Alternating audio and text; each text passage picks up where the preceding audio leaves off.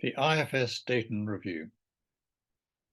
Professor Sir Angus Deaton, Nobel laureate and chair of the review, has given this summary of the overall objective of the 5-year initiative.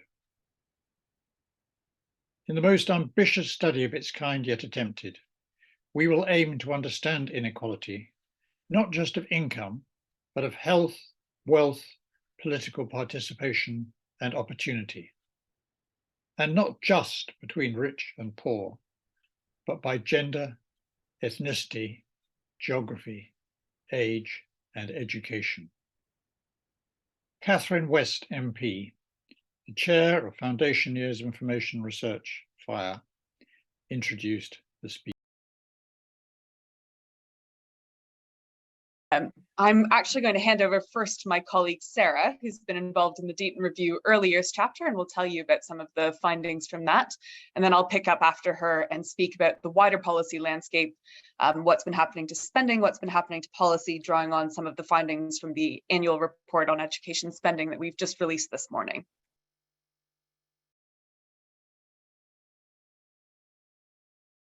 Thanks a lot for having us today. It's really with great pleasure that I'm going to talk to you about some of the findings from our Early Childhood Inequalities chapter, which is part of the IFS Deaton Review. And this is based on joint work with colleagues at the IFS, at the Centre for Longitudinal Studies, and the University of Edinburgh. So you've already given a pretty comprehensive description of the IFS Deaton Review. So I will skip most of this slide, but just say that essentially the study of inequalities in the 21st century is going to consist of two broad phases of work, which we're really in the middle of. The first phase is about assembling the evidence on a variety of topics related to inequality through a large number of commissioned studies and commentaries. A lot of those studies have already been published, and I've put the a website where you can find all the chapters and commentaries that have been published already. And those will make a first volume, I think, to be published next year. And then building on this evidence, the panel is going to essentially write a second volume, I think in the form of a short book, that will aim to build a coherent and practical policy agenda to tackle inequality. So we're right in the middle of that sort of 5-year project. So I'm one of the authors of the chapter focusing on the early childhood inequalities. And while we definitely looked a lot at the international literature, what we were very much hoping to do in this chapter was to bring together systematic and UK-focused evidence on the nature and magnitude of early childhood inequalities, as well as their roots and long-term implications. To do that, we actually made a lot of use of the fantastic UK cohort studies. And I have to say that, you know, this is really a fantastic, really strong element of the UK data infrastructure, which I think we can be really proud of. And then in light of this evidence, we then reviewed the big policy trends that have been happening essentially over the past 2 decades, and we offer a critical appraisal of them in terms of, you know, their potential at reducing inequality. And we concluded the chapter by highlighting key directions for, or cornerstones for, what we think a policy should have going forward, but also discussed some evidence gaps that we think should be quite urgently filled. We intended to write the chapter on the whole of the early childhood period, but I have to say that in the end, the chapter does have quite a strong focus on 0 to 3, and we felt that this was actually okay because there has been relatively less, I think, discussion, especially in policy circles, about that period as opposed to the preschool years. All right, so an obvious starting point for the chapter is to document inequalities in early childhood development. So to do that, we use data from the Millennium Cohort Study, which is a longitudinal panel following children born in the UK between 2000 and 2002. And we looked at two main dimensions of development at age 3, cognitive development and socio-emotional development. So the first piece of analysis that we have in the chapter is really around documenting gaps in cognitive and socio-emotional development across groups, across a variety of dimensions: gender, race and ethnicity, different indicators of socioeconomic background, as well as family structure. We also look at regional inequalities in the chapter. So here, obviously, I have to be quite succinct in this presentation, so I'm just going to focus on really a few key findings. So the first thing that we did was to document the magnitude of gaps, and we can see large gaps in cognitive socio-emotional development at age 3 between whites and non-whites, but also, as you know, most of you will, or all of you will already be aware of, there are stark socioeconomic gaps. And for example, we find that children from families in the richest quintiles are 3 times as likely as children in the poorest quintile to be in the top 20% of the cognitive or socio-emotional distribution at age 3. Then we discussed the origins of those gaps. Obviously, there is a very large and multidisciplinary literature that on the environmental origins of inequalities in early development. So we reviewed some of this evidence. By far wasn't a comprehensive or exhaustive review of the evidence. But we've reviewed some key findings, pointing out to the incredibly important role of the family and home environment for development in that period. And we also discussed the evidence on the role of preschool and childcare for early development. I think that the evidence, especially on the role of preschool and childcare, is a little bit more mixed than the evidence on the crucial importance of the family and home environment, and really requires looking quite carefully at the details of different studies.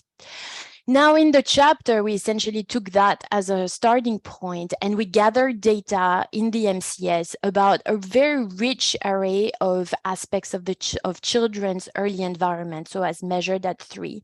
We looked essentially at 3 main facets of children's environment: the emotional environment, captured, for example, by the quality of the relationship between children and their parents, between the parents themselves, as well as measures of maternal mental health. Then we also looked at the educational environment of the children, and that included measures of the home learning environment, parental education, and children's experience of formal childcare. And lastly, we also looked at some indicators of the material environment. Here we mostly looked at housing or things related to housing and family income, although I'll be a little bit clearer on how we used our measure of family income. So we documented large inequalities, large gaps in many of these aspects of children's environments across the different groups that we looked at. And we asked the question as to what extent these environmental inequalities mapped onto the developmental inequalities that we essentially documented at the beginning of the chapter. In this chart, this is one of our main, I think, main results. We essentially show how much of all of the variation in cognitive development in the top bar and socio-emotional development in the bottom bar at age 3 can be attributed to variation in the educational, emotional, and material environments of children at age 3. Essentially here, I think the main point is that the main explanatory factors for this variation relate to the educational, emotional, and a little bit less, but still there, the material environments. There is no sort of one magic bullet, I think, especially for cognitive development. We really see these 3 domains of children's environment being really important. For socio-emotional, there's an overwhelmingly important role of the emotional environment of children. Now, this was looking at essentially all the variation across all the children, not necessarily looking at rich children versus poor children. This is what we do in the next chart. Here, essentially, we ask, if we just look at the gap in development between the richest 10% children and the poorest 10% children, how much of that gap, or so-called the income gradient in development, can be essentially explained by differences in their environments? And essentially the answer is shown by the yellow bar on this chart, which shows how much or how little variation there is left in cognitive development among children across the income distribution once you adjust for differences in their environments. So what is this saying, really? I think what this chart is essentially saying is, even though it's, those gaps are quite dramatic, there is potentially good news, because essentially most of the development gap between rich and poor children is mediated by differences in their environments. And so there is, good news, because some of these things perhaps are difficult to improve, but we have the hope that they can be improved via intervention and policy. Now, I think what this is not saying, however, is that we should only focus on reducing differences in environments, in the emotional or the educational environments, and we shouldn't care about, trying to reduce income inequality. It's not saying that we should just reduce income inequality and all problems will be solved.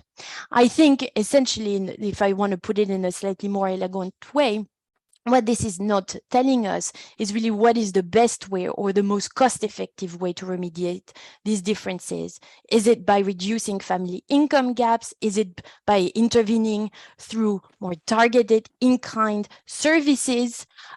Likely, I think the answer, is going to require both, but there is a very difficult question around, what really should be the appropriate balance between these different means, these different policy means. Now, after looking at the sort of origins of early childhood inequalities, we took a more forward-looking perspective, and we looked at how long-lasting the influence of early childhood was. We needed to use another data source because the MCS cohort is not really old enough. They're just 22. And we looked at the 1970 British cohort study, which is now really fully in adulthood.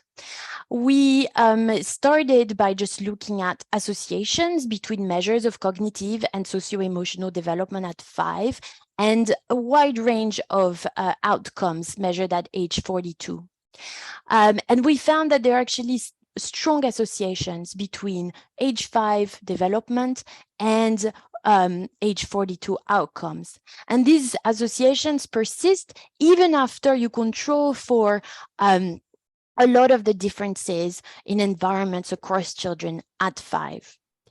Now, I think to speak a little bit more about the importance of early inequalities in influencing adult inequalities, we did a slightly different, we used these results in a slightly different way. Essentially, we conducted the following thought experiment. We grouped children into two groups, one with from a higher socioeconomic background defined by high maternal education, and another group from lower socioeconomic background as defined by lower levels of maternal education. If you looked at the difference in age 42 outcomes, for example, earnings between these two groups, you find that the difference is about £100 per week. And then we conducted the following experiment or thought experiment. What would happen to that gap in weekly earnings if we equalized age 5 skills among these children? The answer is given by the yellow bar. Essentially, we would see a small reduction in the gap in weekly earnings. What would then happen if we also equalized different aspects of early environments between these two groups of children? And essentially what you see here is a drastic drop in the gap in weekly earnings between the two groups. And I think this essentially is telling us something really quite powerful in terms of how we should think about early childhood policy. I think there has been quite a lot of focus on interventions, trying to perhaps I would say a bit too narrowly focused on improving early skills, as opposed to thinking about the broader environment. And I think this suggests that interventions that can produce sustained improvements in environments, in children's environment from very early on, essentially have a lot of potential to reduce later inequalities, and probably more so than more narrow interventions focusing on reducing inequalities in particular skills. Now, obviously, I won't be long, just 1 or 2 more minutes. We've looked so far only at the MCS and even older cohorts. And so you may wonder what's happened to our early inequalities over the past 20 years. To do that, we had to go to other data sources. And the first one was the seed cohort, essentially a cohort of children born exactly 10 years after the MCS cohort. And what we saw here was essentially that the gaps, the socioeconomic gaps in cognition and socio-emotional development pretty much did not change between children born at the turn of the century and children born 10 years later. So perhaps this might seem disappointing, given that during this period there was a lot of investments in early childhood, but there are also reasons to believe that there were factors that may have also exacerbated inequalities during that period. And so policy may have actually played a role in not making the situation worse. Now, since then, there isn't the same sort of data to understand what's happened in the past 10 years, essentially. But the one look that we can take is from the foundation stage profile, essentially, which is suggesting, as this is a measure of school readiness at age 5, which is suggesting that, at least by that measure, inequalities would have decreased in the first 10 cohorts born in the first decade of the century. But since the seed cohort, we may have seen a reversal in that trend and an increase in inequality. So we essentially concluded the chapter by reflecting on the role that policy played or not played in shaping inequalities during that period. Starting with a look at the trends in public spending on early childhood, so there's very nice work done both by my colleague Christine, but also by colleagues at the LSE, Reader and Stewart, which show that there was a rise, a quite large rise in public spending on early childhood in the first decade of the 21st century, followed by a cut, and they estimate a 13% fall between 2011-12 and 2018-19. But what's really important is that there's been a shift also in the composition of that spending over the past 10 years. There's been a move away from cash benefits towards spending on services. And there's also been a move away from low-income families towards working families. And I think Christine is going to talk more to this point in her presentation. There have been a couple of big, I think, policy changes that have been, really driving these this shift, and one is the free entitlement to childcare policy. I think Christine is going to talk a lot more on that, so I won't say very much. The second big shift has been, what's happened to Sure Start. Actually, Gabriella, Christine, and I, with others, we have some work looking at the impact that the Sure Start expansion had on children's hospitalizations. And our work suggests that it did reduce health inequalities. Now, obviously, the cuts in spending for Sure Start would have stalled that progress. And there is a legitimate question to raise around whether family hubs are equipped to reach similar impacts. And lastly, there have also been cuts to some child contingent benefits in the last 10 years, and those are likely to have increased early childhood poverty, especially among large families. We're currently doing also some work to really try to identify more precisely exactly what impact these will have had for children. So where do we go from here? Just a couple of takeaways, and that will be my conclusion. So first, we show that the inequalities in early development are there already by age 3, and they do matter for the future. This is a little bit at odds, I think, with most policy developments which have focused over the past 2 decades on children age 3+ or a little bit 2+, but mostly 3+. I think our findings in the chapter suggest that there is maybe a dual dividend of enriching early home environments, because not only they will promote early development, but their influence seems to last well beyond early childhood. And again, this seems to contrast with policy, which is focused a lot on enriching the environment of children outside the home. And lastly, we've also shown that many facets of environments matter for early childhood development, and they are affected by poverty. And again, this calls, I think, for integrated family programs and perhaps more generous benefits to help support families' needs. Again, not necessarily a trend that we've seen in the past decade. So, We've highlighted a couple of priorities following from that, the importance to reduce inequalities in important drivers of early development through a set of policies to reduce poverty and support family needs, but also in light of the fact that a significant portion of the funding, of the spending on early years goes towards childcare and early childhood learning outside the home. I think there is probably a need to reflect on how to redress the regressivity of the current childcare system by ensuring that any further investment focusing on increasing the take-up of childcare for disadvantaged children and also improving the quality available to those children if we are very serious about reducing early inequalities. So I'll stop here, and I'll be very happy to take questions and discuss further. Thank you very much, Christine. That was fascinating. And I wonder whether Sarah might say, Sarah, and I wonder if Christine might elaborate now on the broader context. Absolutely. Thanks very much, Catherine. And just get...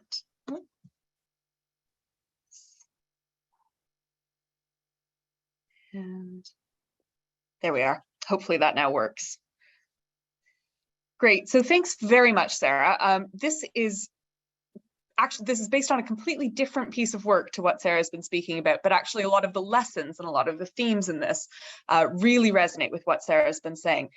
By and large, this is from a big program of work we have at IFS looking at education spending. So while Sarah's been speaking a lot to the academic literature and the outcomes that these policies are achieving, in this program of work, we're really trying to understand on the ground, what is the policy landscape? How is that funded, and how has that been changing over time? I'll start by talking about the free entitlement over the last 20 years or so, and put this in context. At the moment, we're spending just over £4 billion a year on the free entitlement in England. These are funded childcare places. Most of that, the lion's share of that, goes on the universal entitlement to a 15-hour place for 3- and 4-year-olds. But there's another billion or so that goes on the extended entitlement, so 30 hours a week for 3- and 4-year-olds in working families. And then there's about 500 million that goes for a 15-hour place for 2-year-olds in roughly the 40% most disadvantaged families. We can look back over time at how that's changed. And I think the really striking thing here is just how much bigger the total height of these bars has gotten. Back 2 decades ago or so, we were spending about £1 billion in total on the free entitlement, and now we're something like 4 times that amount, largely driven by increases in the universal entitlement as more hours have been brought in through that program, but also these additional entitlements really topping up that spending. And so we can look at this directly in a little bit of a different way. What I've done here is I've taken spending in 2009-10, I've indexed that at 100, and that's going to let us look really directly at the growth rate in total spending for 3- and 4-year-olds. This is now in real terms, so this is stripping out any impacts of economy-wide inflation. Initially, going back to the early 2000s, you can see that spending roughly doubled over that first decade of the 2000s.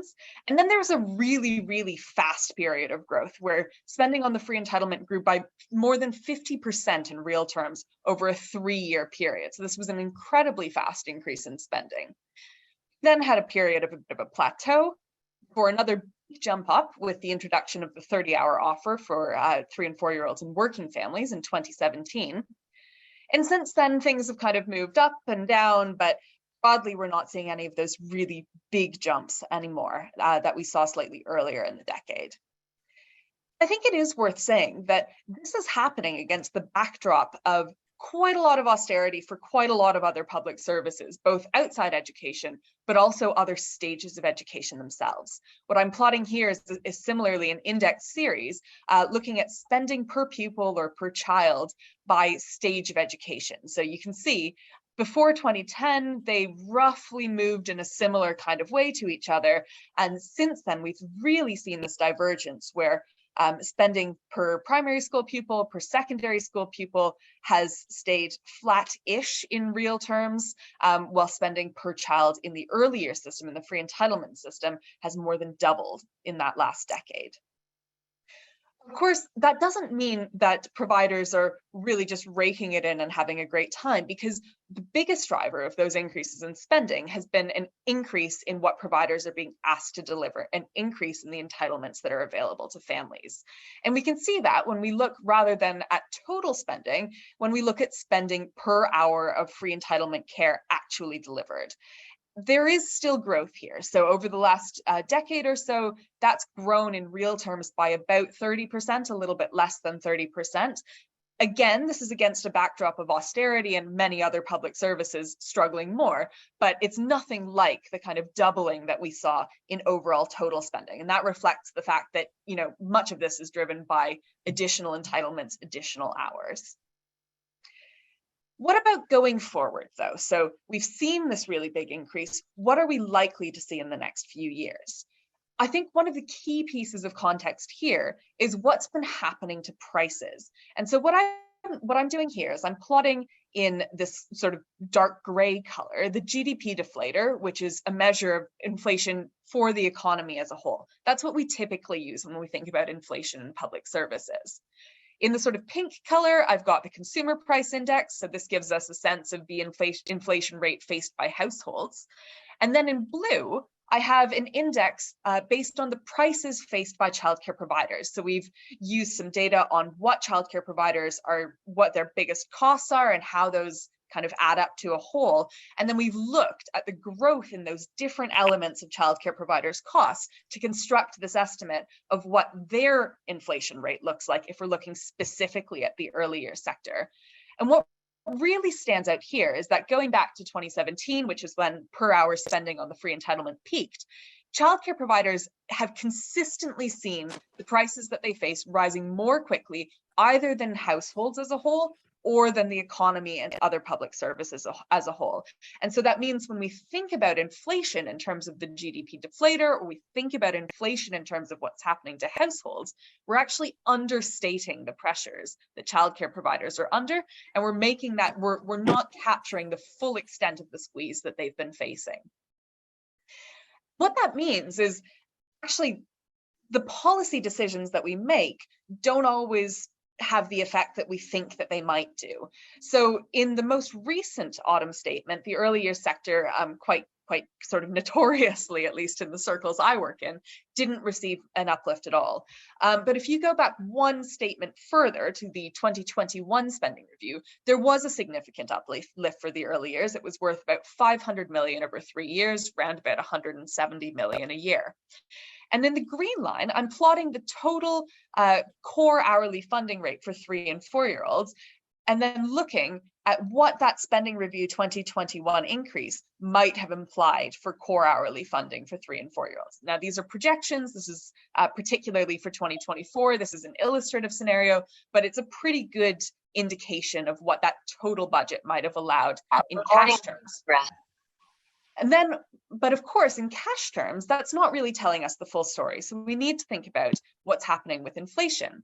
What I've got here in this light gray line is the GDP deflator, so the way we usually think about inflation at the time of the spending review. And that shows that at the time of the spending review, the uplift that was agreed was broadly enough to keep that core per hour funding roughly flat in real terms between 2022 and 2024.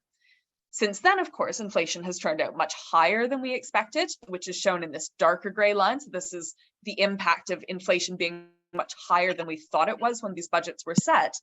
And then in the blue, again, I'm showing what happens when we take into account that the prices faced by the childcare sector are even higher still. And so those resources are being stretched even further than what the sort of standard measure of inflation for public services might suggest. And on those numbers, we see that pretty consistently, we're seeing the purchasing power of the free entitlement funding rate decline year after year. And that's after we've already seen 6 years of significant real terms decline. So this is a picture of a really considerable squeeze on providers' resources and spending power. Now, I've focused so far on the free entitlement itself, the universal, the extended, and the means-tested early education for 2-year-olds. But that's not the only childcare program in town. In fact, in England, we have no fewer than 8 different programs to support childcare. It is a hugely complicated system. It's hugely kind of changing, and things are happening all over the place. So there's the free entitlement group of programs. There's also then relief through the tax system. It used to be mostly employer-supported childcare, so childcare vouchers that you could get from your employers. That's currently being replaced by tax-free childcare, which broadly offers a 20% top-up, kind of like an ISA. And then there's VAT exemptions as well for some childcare providers. On this chart, I'm showing you that while the free entitlement spending has really increased over time, the tax system is much smaller. Spending through the tax system is much lower than spending on the free entitlement. It had been increasing over the last decade or so, but it's really taken a hit during the COVID pandemic as fewer families have been using childcare, and therefore fewer families have been claiming these reliefs. We don't know yet what it's going to look like for the current year, 2022-23, and I think that'll be a really important test of whether this is a temporary pandemic-related disruption or whether this speaks to something more fundamental about, for example, the transition to tax-free childcare. There are also supports through the working age benefit system for low-income working families. If you're on legacy benefits, you can claim the childcare element of working tax credit. If you've been transitioned onto universal credit, there's analogous support under UC. These are reasonably generous in terms of the sticker price. So under universal credit, this support reimburses you up to 85% of your eligible childcare expenses. There are a lot of design issues under the hood that make this much less generous than it sounds, not least the fact that the caps on this support haven't increased since the mid-2000s. And so really families are getting a lot of a squeeze there. What stands out about the benefit system is how quickly overall spending has been cut. In 2009-10, spending through the benefit system was roughly the same as spending on the free entitlement. And since then, you see this complete divergence where we've pumped ever more money into the free entitlement and we've spent ever less through the benefit system for low-income working age families. This is partly to do with changes to the reimbursement rate, partly to do with changes to caseloads, but the net result is that even before the pandemic happened, spending through the benefit system for childcare subsidies was around half as high as it had been a decade earlier. And that has consequences for who gets support when we think about the early years system in England. This is showing you basically what proportion of total early years spending through those different programs I've talked about is targeted at different groups.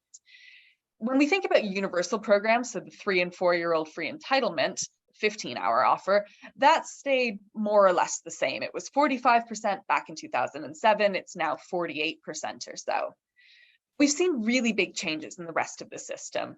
Working families previously got about 10% of spending explicitly ring-fenced for them, and that's now tripled. That's 31% of all spending on childcare subsidies is now explicitly for working families.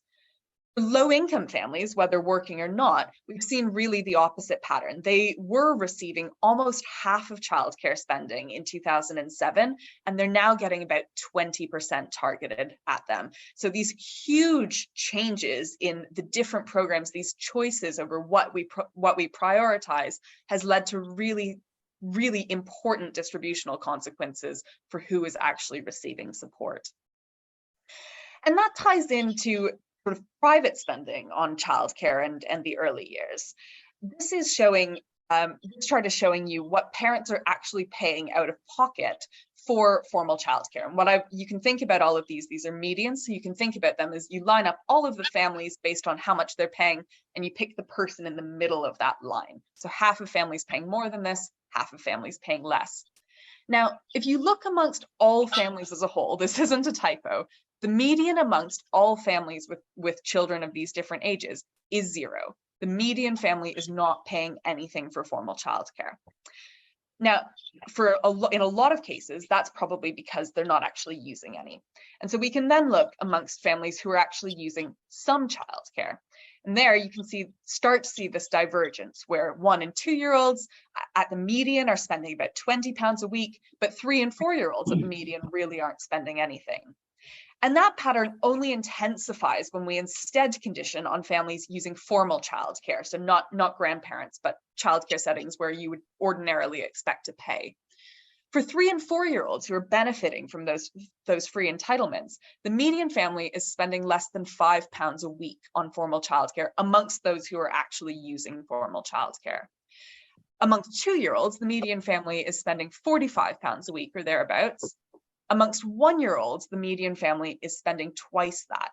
And so I've shown you that these distributional consequences based on how much families are earning, but actually these distributional consequences based on how old your child is another impact of these really significant decisions that we've made about the policy landscape over the last 20 years. So thinking back about those 1 and 2-year-olds facing those quite high costs, we also might want to know how that's been changing over time. Sorry, was that a question? No, okay. This chart is plotting the... I think we had a little bit of interference. Carry on. Sorry.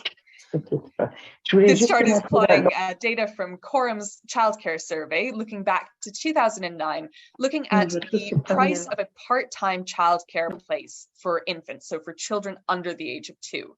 Those prices have risen by nearly 70% in cash terms since 2009. And that's about twice as quickly as inflation in the economy as a whole. So parents with those young children looking for these 25-hour places are facing really significant real terms increases over the last decade. Which begs the question, we have all of these policies, we've made all of these decisions. Is this a system that's actually working for families? So one of the really interesting pieces of evidence, which to be honest, this graph really surprised me when I made it, but we used data from the Department for Education's Childcare Survey of Parents in 2019, which has a question about how difficult families are finding it to meet their childcare costs. And this graph is conditioning amongst families who are using childcare. And we find actually, overall, fewer than 1/5 of families say that it's either difficult or very difficult to meet those childcare costs.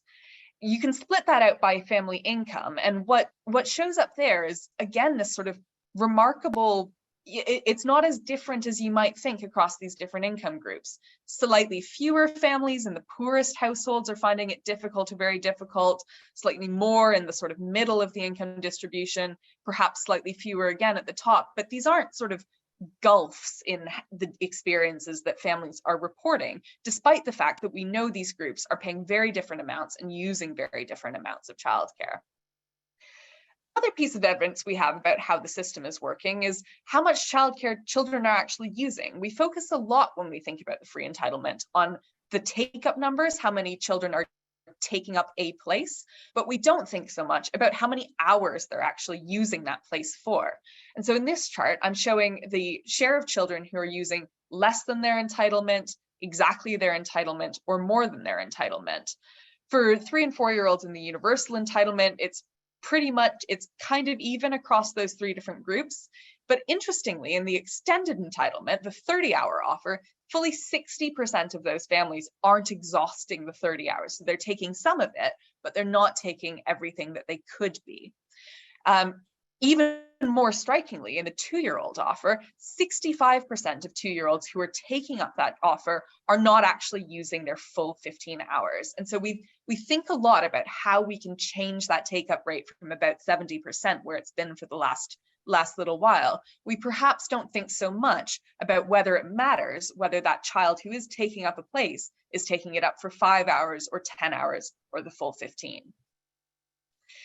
Another aspect of whether the system works for families is the awareness of this wider landscape of government support. The 15-hour free entitlement for 3- and 4-year-olds has been, in my mind, one of the most successful policies on this margin, because pretty much everybody knows about it, and actually pretty much everybody takes it up, at least to some extent. But when you start looking at the other entitlements, awareness particularly amongst all families with preschool-aged children, is much lower. About a fifth of those families haven't heard of these programs. And the real shocker on this chart for me is when you look at tax-free childcare, where only 4 in 10 parents with a preschool-aged child have even heard of tax-free childcare. This is the group where you really would hope that everybody knows that this exists. Everybody's saying to each other at the school gates or when they meet out in the community, tax-free childcare, are you sending your kid to nursery? Have you thought about applying for tax-free childcare? And that's just not happening. So that's part of the reason why year after year after year, we're spending considerably less on tax-free childcare than we actually budgeted, which makes it so difficult because the government sets aside money for this support and then families aren't aware that it's happening. So I think this is strong evidence of a part of the system that is really not working well for families. When we also think about whether the free entitlement system or whether the early years system more broadly is working well, we also care about the outcomes that we get. Here, the evidence base is pretty mixed in England. So evidence looking at the impact of the free entitlement on children's development finds that there are some benefits at age 5, but they fade out pretty quickly. Work that's done by Sarah and co-authors looking at whether the free entitlement actually helps parents to work finds that the part-time entitlement pretty much does nothing at all for helping parents to work. Full-time entitlement does have larger benefits, but that's been based on children going to school, so full-time through the school system, rather than the 30-hour offer, where there's still a gap in our understanding of how that's actually affecting parents and their children. So to sum up, over the last 2 decades, the early years sector has grown enormously, even at a time when the other public services have really been hit by austerity. But that doesn't mean that it's been a path that hasn't had difficulty. Spending per hour has grown much more slowly because a lot of this increase in spending has been increase in the entitlements and increases in what the sector is expected to deliver. And this focus on the free entitlement has really, really shifted the distribution of spending within the early years. That means that spending on low-income working families through the benefit system has fallen very, very quickly. And spending outside of childcare, when we think about the early years more broadly, when we think about programs like Sure Start, that spending has fallen especially fast, by more than 2/3 in sort of the pre-pandemic period. This also means that there's been a real divergence in support within the early years sector, where 3- and 4-year-olds have consistently been prioritized via the free entitlement for more support because they're getting these free hours, which, as we've seen, many of them aren't exhausting. But the prices are much higher and the support is much lower if you have a child who's younger than that. And so these families are coming to the end of their maternity leave or their shared parental leave. They're making really important decisions about whether to go back to work and what childcare arrangements they want. And they're facing the highest cost they ever are going to, with the least amount of support from the government available for them. When we think about childcare as a cost of living issue, the point I want to get across is that it is very nuanced. It matters enormously how old the child is, where in the country the family is living, how much childcare the family wants to use, whether it's a part-time place or a full-time place, whether both parents are in work or one parent is on work. But there is also this divergence in people's experiences. Some families are paying extraordinarily high costs for childcare, truly eye-watering bills. And at the same time, only a fifth of childcare users find meeting their costs difficult. So there's an opportunity here for policy to really target the people who are struggling the most with childcare costs, but that does mean understanding that there's such nuance and such diversity in the experiences that families are having. So where to next? And I'll conclude here. We know there are major challenges on the horizon for early years. In this presentation, I've talked about coping with high inflation, which is eroding the real value of free entitlement funding, as well as the financial squeeze on families with younger children. There's also a whole plethora of other issues that I haven't touched on. Difficulties in recruiting and retaining staff is something that every provider conversation I have now leads with. Changes to the childcare market with settings going out of business or consolidating or being bought up. Changes to demographics, the end of the mini baby boom. We're projected to lose the equivalent of an entire cohort of children aged 0 to an entire year of children amongst the 0 to 4 population by 2030. We need to support children post-pandemic, as Sarah showed. There are real impacts there on children's early learning, and those impacts tend to exacerbate inequalities. Perhaps the most important piece in my mind is for us to answer the question, what is it that we want our early years system to deliver?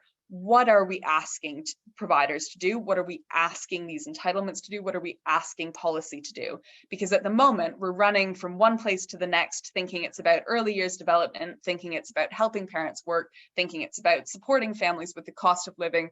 And we end up talking at cross purposes and designing a system that's complicated, it's costly, it's constantly changing, and it's not meeting the needs of families.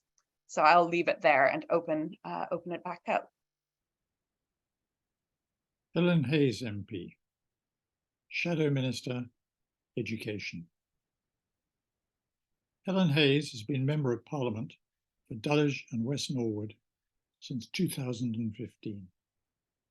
She became the Shadow Minister for Children and Families in 2021.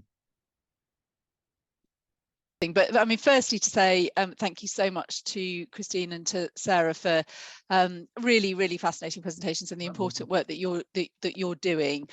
We are very much in sort of policy development mode as the Labour Party frontbench education team just now. We have got a commitment I hope you've seen reflected in some of the things that Bridget Phillipson has been saying in recent weeks and months to building a childcare system that is fit for the 21st century. All of the things that you have said around the complexity and inaccessibility of the current system, the costs and where the burden of cost is falling, the kind of lack of sustainability for many providers, speak to a system that isn't really a system and that isn't delivering consistently I think, against any of the sort of three underpinning objectives, which are supporting families, underpinning and supporting the economy, and addressing inequality and disadvantage. So we need a kind of radical overhaul to get to a system that really does start to deliver. I think the points that came out of the presentation around the specific measures outside of childcare to support reducing inequality are really interesting, and I think I constantly remind myself in this role that to kind of take 3 steps back, because we can focus in all of the time on the kind of targeted interventions when things have gone wrong, and if we're not careful, we forget that so much of the context matters so much, and a context in which poverty and inequality are increasing and the cost of living is overwhelming more and more people, you know, month by month. It does not make for a society that is, you know, doing the best that we can do by our children. And so some of the solutions to reducing childhood poverty and reducing inequality lie outside of my brief, but they are nevertheless vitally important. And it's so important that we have a kind of a view, the lens of childhood, I think, across many different areas of policy making, and certainly including housing. And I see, you know, Catherine mentioned the sort of stark inequalities that we have in London constituencies like hers and like mine, and I've got places in my constituency where you can walk across the road and experience a drop in life expectancy for people living on different sides of the same street, and so, you know, things like housing, the single biggest issue in my constituency, single biggest practical issue facing my constituents, and particularly those on low incomes, make a massive difference to what the future looks like for children. So I suppose the final thing to say is that we welcome your patience as we work through what our policy offer will be towards the election, but also as we work through what we might be able to do in the first term, bearing in mind the likely state of the economy at the time of the election. So we are very, very mindful that with the best will in the world, we are not going to be able to rush into hopefully being a government, and we're certainly not taking that for granted, but, you know, working as hard as we can for it. But we're certainly not going to be in a position to rush into government and do everything that we would like to do to transform society for children in the first weeks, months, or possibly even years of a Labour government. But what we are thinking about very, very carefully is how we start to build foundations and make critical changes early on that can lead to bigger changes further down the line. And I think it's important to think of and to conceive of our, you know, policy making process as exactly that, as kind of thinking about a process of change and interventions that build upon each other, rather than a kind of, you know, revolution overnight that will transform everything all at once, because I don't think it's very likely that is the economic environment that we're going to inherit from this government at the time of the election. So please be assured of our intention, and be assured of our ambition, and be assured of our enthusiasm and our willingness to engage with research of the type and quality that we've heard about tonight, as we do all of those things.